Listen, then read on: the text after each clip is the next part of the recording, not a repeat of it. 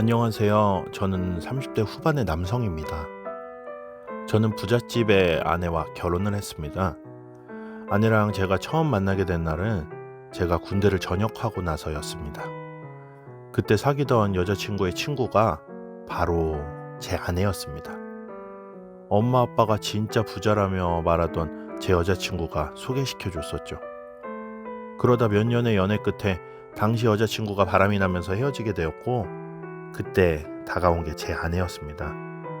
솔직히 여자친구 생각하면 아내와 만나는 게 말이 안 된다고 몇 번이나 거듭 거절했지만, 아내는 오히려 저에게 복수하고 싶지 않냐며 걔는 바람 폈는데 미련하게 혼자 당하고만 살 거냐는 말에 저도 어쩌다 보니 저에게 적극적인 그런 아내에게 자연스럽게 넘어가서 사귀게 되었었죠.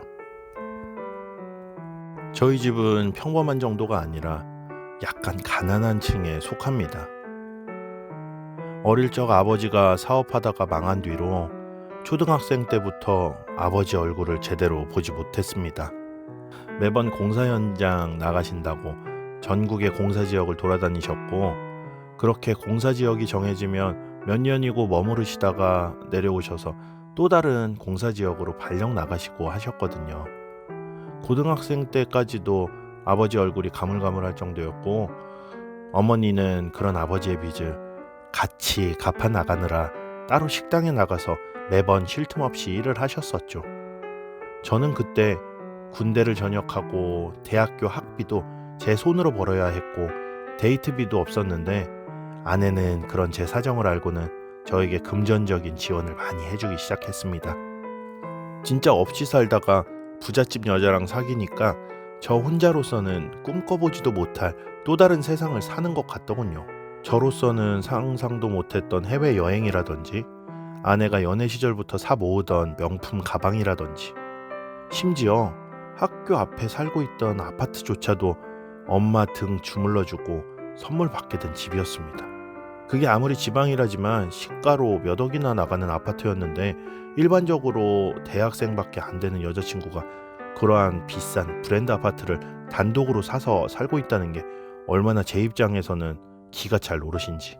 그래서 제가 너 때문에 나까지 돈바람 들겠다며 널 만나면 기가 죽는 것 같고 나도 괜시리 눈치 보인다고 이미 전 여자친구한테 복수라는 핑계로 나를 만난 것이라면 충분히 복수한 것 같으니 우리 그만 헤어지자고 했더니, 아내는 저 없으면 죽는다고 매달려서 결국 그렇게 계속 사귀게 되었네요.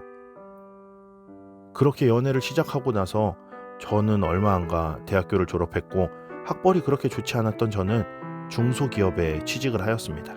그 이후 제가 매일같이 회사에서 일을 하며 시달리자 아내가 제 상황을 알게 되고는 장모님께 이야기를 했는지 어느 날 장모님이 저를 따로 부르시더군요. 그 당시는 결혼 전이라 장모님이 아니었지만 장모님과의 첫 만남은 그렇게 시작되었습니다. 장모님은 저에게 대뜸 첫 마디가 월급 얼마나 받냐고 묻더니 200만 원 언저리라고 하자 저에게 그냥 자기 밑으로 들어와서 일을 하라고 하더군요. 자기가 그 배는 주겠다는 말을 하셨고, 저는 거절하려고 했으나 아내가 거듭 저를 설득했었습니다. 어차피 결혼하면 엄마 회사도 물려받아야 하고 그건 자기가 운영하기 힘드니 내가 해야 되지 않겠냐며 설득을 했었죠. 제가 당시에 아내랑 연애할 때 하고 싶었던 일이 있습니다. 저는 손재주가 나쁜 편이 아니었기에 저만의 공방을 만들고 싶었거든요. 그러자 장모나 아내조차도 그딴 취미생활은 돈벌이도 안 된다고 자기 밑에서 그냥 일하면서 취미로나 즐기라고 하더군요. 저도 그때는 사업을 해본 적이 없으니 꿈만으로는 뭔가 할 수도 없었고, 계속 아내가 적극적으로 권유하는 바람에 어쩔 수 없이 반 떠밀리듯이 그렇게 장모님 밑으로 들어가 일을 배우기 시작했습니다. 회사가 크진 않았지만 그래도 매출은 어마어마한 납품 사업이다 보니 현금이 엄청 남아돌았습니다. 거기에 장모님이 가지고 있는 상가들만 해도 몇 개나 되더군요. 저는 그 밑에 들어가서 점점 장모님의 비서이자 시종 같은 존재가 되었습니다. 장모님은 저에게 어느새부터인가 말끝마다 무식하고 모자란 놈이라고 말하며 반말을 내뱉는 건 기본이었습니다. 그렇게 개무시를 해대더니 오죽하면 제가 낙하산이라고 싫어하던 직원들조차도 저에게 괜찮냐며 원래 사장님 말투가 흥분하면 날카롭다고 말하면서 위로해주는 듯 했지만 제가 느끼기에는 일부러 직원들 앞에서 대놓고 쪽을 주는 느낌이었죠. 그렇게 1년 반의 생활을 하다 아내와 결혼을 하게 되었습니다. 회사 다닐 때부터 장모님 허락하에 아내랑 동거를 했었거든요. 알고 봤더니 아내가 미성년자 때부터 장모님과 장인어른이 같이 안 살았더군요. 이유는 사실 장인어른이 친아빠가 아니라고 합니다. 장인어른은 아내가 중학생 무렵에 장모님과 재혼을 했고 원래부터 장모님도 부잣집 딸에 장인어른도 부자였던지라 둘이서 비즈니스 사업 관계상 친하게 지내다가 결혼까지 했다고 하더군요. 근데 장인 밑에 아들이 둘이 있었는데 그 오빠들이 아내를 어릴 때부터 그렇게 괴롭히고 뺨까지 때릴 정도로 사이가 안 좋았다고 합니다. 그래서 아내는 집을 나가게 되었고 할머니 밑에서 자라다가 대학생 때부터 따로 나와서 혼자 살았다네요. 장모님 회사는 저희 집에서 너무 먼 거리였으나 장모님이 딸이 보고 싶다며 회사 근처에 집을 구해서 살게 했고 그때부터 저도 회사 때문에라도 아내와 둘이 같이 살며 동거를 하게 되었습니다. 사실상 저의 결혼 생활은 그렇게 동거 때부터 시작이었었죠. 저희 집에서도 제가 어떻게 살고 있는지에 대해 아시고는 걱정하셨으나 저희 엄마는 저에게 그저 미안하다고 집에 돈이 없어서 네가 그렇게 남의 집에 대릴사위처럼 살아가는 거라고 미안함을 표현했었습니다. 그렇게 시간이 흘러 1년 반이라는 시간이 흐르도록 아내와 동거를 하며 회사를 다니고 있었는데 어느 날 장모님이 저를 따로 부르시더니 저에게 자기 딸과 결혼하라고 하시더군요. 그 이유가 장인어른이 장모보다 9살이 많은데 위암으로 곧 죽을 것 같다고 하시더군요.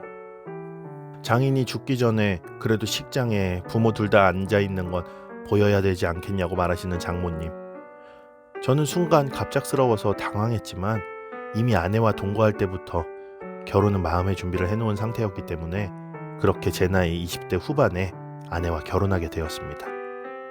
그 이후로 결혼 뒤에 1년이 채 지나지 않아 아내의 장인어른은 돌아가셨고 그때 재산을 분할하면서 아내의 새 오빠들인 형님들은 결혼식 때 딱 한 번 얼굴 본 게 끝이었습니다. 그 뒤로는 진짜 처가 쪽은 장모와 아내만 보고 살았었죠. 그러나 결혼한 뒤에도 장모의 언어폭력들은 사라지지 않았습니다. 아니 다른 직원들이 실수하면 너그러이 넘어가면서 제가 실수할 때마다 꼭 모자란 새끼, 병신 같은 놈이라는 말들을 대놓고 모든 직원들 앞에서 하셨고 심지어 제가 잘못이 아니라 업체에서 갑질을 해서 사업이 엎어졌을 때도 그 모든 걸 제 탓으로만 돌리면서 저한테 또 욕을 하며 풀기 시작했었죠.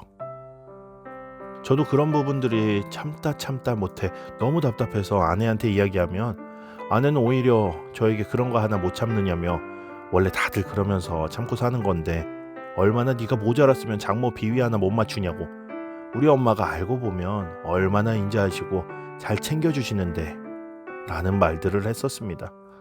아내는 결혼하고 나서 가정일을 단 한 번도 해본 적이 없습니다. 장모님이 모든 것은 자기 본인 명의로 해두고 아내에게는 미용실을 차려줘서 바지 사장으로 돈을 벌게 했었거든요. 그렇게 벌게 된 돈들로 자기의 생활비로 항상 사치를 부리고 다녔었고 제가 번 돈의 모든 돈들조차 아내는 우리가 살고 있는 집의 빚을 장모님께 갚아야 된다는 명목으로 저의 월급 대부분을 아내가 다 들고 가서 썼습니다. 저는 항상 용돈으로 100만 원만 받았고 조금이라도 더 달라고 하면 어차피 나랑 쓸 건데 뭐 때문에 돈을 달라고 하냐며 남자가 돈 생기면 딴 주머니 차고 여자가 생기는 법이라고 자기는 그 꼴 못 본다며 장모랑 아내랑 저를 쥐잡듯이 잡았었죠. 자기 딸인 아내가 명품백 산다고 수백 수천을 써대도 이해하지만 저한테 몇십만 원이라도 더 가는 건 용납을 못했습니다. 당연히 시댁인 저희 부모님한테도 어느 순간부터 개무시를 하기 시작했고 장모님의 생신날은 저의 그 조그만 100만 원 용돈에서 모으고 모은 돈을 모아서 식사를 대접하고 선물을 사드려야 했지만 반대로 아내는 저희 부모님한테 챙기려는 마음이 하나도 없었습니다. 한 번은 장모 선물 살 때도 제가 돈이 부족해서 아내 보고 도와달라고 하면 내 돈 지원받아 쓰면 그게 선물이냐고. 네가 모은 돈으로 하라던 아내. 정말 아무리 돈 때문이라지만 저도 진절머리가 나고 점점 지쳐가더군요. 그리고 아내는 아이를 가지길 싫어했습니다. 아내는 매일 일가가 눈 뜨면 자기 사업장인 미용실을 가기 전 피부 마사지를 받으러 갔다가 헬스 및 사우나를 즐기고 잠시 미용실에 들러서 실장 업무를 조금 보다가 돈만 수금하고 돌아오는 게 다였거든요. 아내는 아이를 가지면 자기 몸매가 다 망가진다며 차일피일 미루던 게 어느새 몇 년이나 되었습니다. 그런 생활들에 저는 이제 너무나도 지쳐서 더 이상은 못 견디게 된 사건이 생기고 말았습니다. 바로 제 윗선임이 회사에서 납품 단가를 실수했는데 그걸 저한테 뒤집어 씌웠던 거죠. 장모는 제대로 알아보지도 않고 저한테 사람들 앞에서 무작정 또 욕을 하고 이게 손실이 얼마인 줄 아냐며 물건을 집어던져 제 얼굴에 상처까지 났습니다.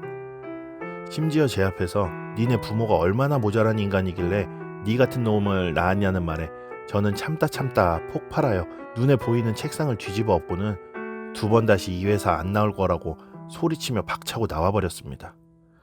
그 이후 아내는 집에 들어오자마자 저를 위로하기보다는 다짜고짜 자기 엄마한테 무슨 패륜짓거리를 했냐며 소리를 질러댔고 아내에게 자초지정을 이야기하니 그제서야 엄마랑 이야기는 한번 해보겠다 라고 했습니다. 그러면서도 아무리 그래도 그렇지 사위가 어떻게 장모한테 그런 짓거리를 할 수 있냐는 말을 하고는 나가버리더군요. 그날 저녁 장모님이 저에게 찾아와서는 자기가 오해해서 그랬다지만 어떻게 너 따위가 장모이자 사장의 권위를 무시하고 회사에서 그딴 태도를 보일 수 있냐며 도저히 용납할 수가 없다길래 저는 회사 그만두고 제 사업을 하겠다고 했습니다. 그랬더니 니깐 놈이 무슨 사업이냐며 장난하냐는 말에 제가 그 회사를 나가면 나갈수록 계속 장모님과 이렇게 사이가 멀어질 테고 그 일들이 결국 아내하고 불화로 이어진다고 저는 지금 회사에서 하는 일과 도저히 맞지 않는 것 같다며 단호하게 말하니 장모는 자기가 죽으면 이 회사 네가 대신 이끌어야 된다는 둥 행동만 보면 절대 그럴 것 같지 않은 달콤한 헛소리들로 저를 꼬드기더군요. 저는 그 꼬드김에도 불구하고 재차 장모님께 죄송하다고 저는 더는 회사에 나갈 수 없다고 몇 번이나 거절하자 그제서야 제가 농담이 아닌 걸 알았는지 갑자기 성질내고 두고 보자며 니깐 놈이 감히 돈 없이도 그런 배부른 소리를 할 수 있는지 두고 보겠다며 앞으로는 모든 지원이 없을 거라고 하더군요. 그 말을 들으니 순간 속으로 지원이란 게 있었나 싶었습니다. 이 집도 자기 딸 거고 모든 생활도 자기 딸이 하고 싶은 대로만 하고 저는 무슨 알바하는 것도 아니고 딸랑 100만 원으로 용돈도 해야 되고 부모님, 장모님, 아내, 경조사도 다 챙겨야 되는 거지 새끼로 만들어 놓고 당최 무슨 말인지 모르겠더군요. 제가 그냥 묵묵히 아무 말도 안 하고 듣고만 있자 아내조차도 저에게 진짜 이럴 거냐며 왜 그 조그만 거 못 참아서 일을 이렇게 크게 만드냐며 엄마가 나중에 그 회사 자기한테 물려주면 바로 넣게 되는 거라면서 왜 그렇게 속뜻을 모르냐고 답답하다고 말하더군요. 저는 그래서 돈이고 뭐고 지금 다 필요 없다. 그냥 앞으로는 내가 하고 싶은 대로 하고 살 거라고 확고하게 말하고는 그동안 모았던 돈과 친구에게 1000만 원을 빌려 홈리빙 공방 물품들을 만들기 시작했습니다. 그러자 아내는 진짜 바보 같은 짓이나 하고 있다며 그게 무슨 돈이 되겠냐고 당장 나가서 돈 안 벌어올 거냐며 막말들을 퍼붓기 시작했고 저는 그래서 아내와의 대화까지 단절했습니다. 그러자 장모가 아내에게 이야기를 듣고 화가 났는지 장모까지 찾아와서 저한테 난리를 쳤고 저는 그 모든 폭언들을 한 귀로 듣고 한 귀로 흘리며 제 방에서 묵묵히 일을 계속 해나갔습니다. 그리고 그날 저녁 장모가 저보고 밥을 먹으라더니 저희 집에서 기르던 강아지 밥그릇에 밥이랑 반찬들을 범벅으로 섞어 내놓더군요. 이게 뭐하는 짓이냐니까 장모는 일도 안 하고 돈도 못 버는 놈이 무슨 제대로 된 밥을 먹길 바라냐고 앞으로 자네 밥은 개밥그릇에 먹으라고 아예 굶기려다가 생각해서 대우해 준 거라고 하는데 진짜 헛웃음이 절로 나오더군요. 그래서 저는 장모와 아내를 쳐다보며 말했습니다. 죄송한데요. 때려 죽여도 제가 장모님 재산을 탐할 일은 없을 겁니다.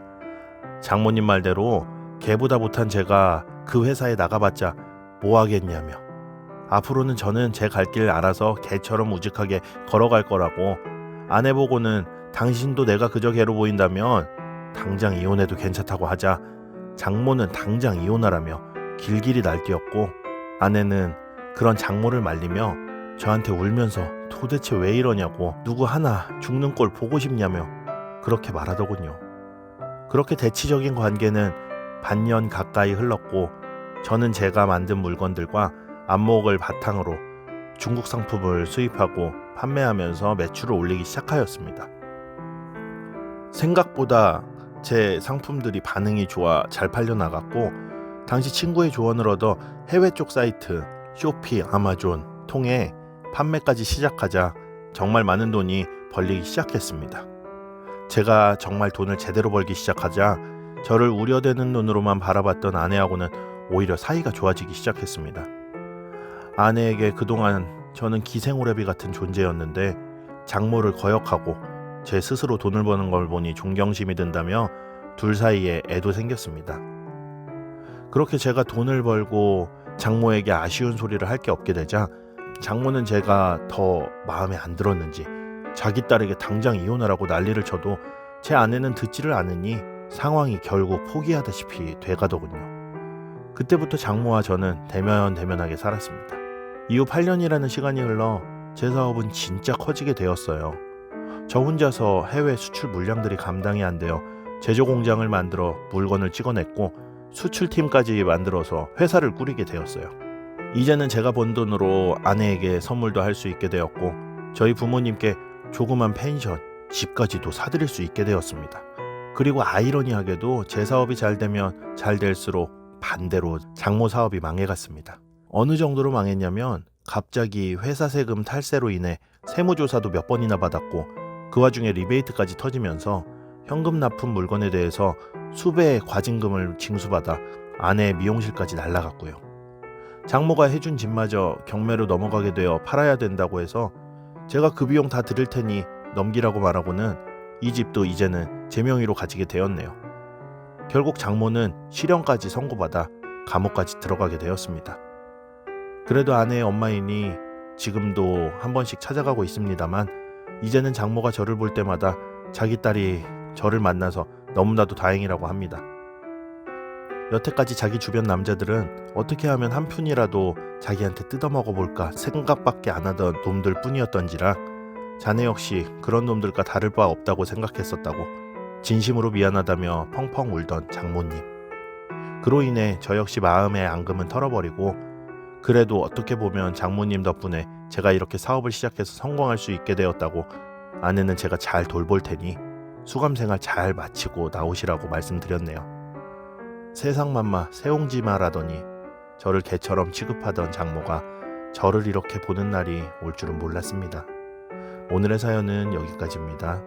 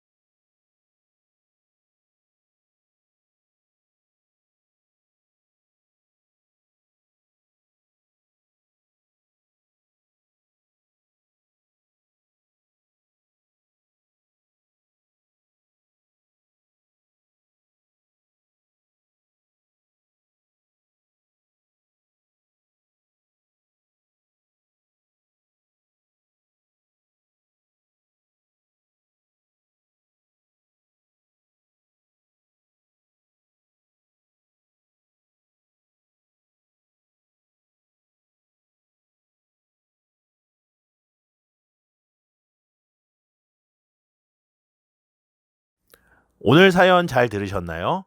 구독과 좋아요, 알림 설정 꼭 눌러주시면 감사하겠습니다. 사연 배달은 계속된다. 사연의 민족.